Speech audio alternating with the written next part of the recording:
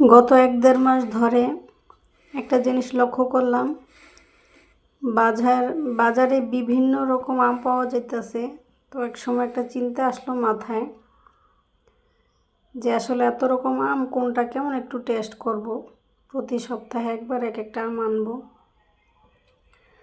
তো অনেকে বলে এখনও বাজারে ফরমালিনযুক্ত আম নেই, কিন্তু আমি দেখলাম কি যে কম দামে যে আমটা পাওয়া যায় 40 থেকে 50 টাকার ভিতরে, এই আমটার ভিতরে আমার মনে হয় ফরমালিন আছে। মানে এমন অনুভব হয়, কিন্তু ধরাও যায় না, বোঝাও যায় না, কিন্তু খেতে গেলে ঠিকই বোঝা যায়। আসলে আমটাতে তেমন একটা মজাও পাওয়া যায় না, স্বাদও পাওয়া যায় না। আর যে আমের ভিতরে ফরমালিন দেয়া থাকে এটা কিন্তু খেলেই বোঝা যায়। মানুষ কত খারাপ হইলে এই কাজগুলো করতে পারে, যে একটা খাবারে এক ধরনের বিষও বলা যায়।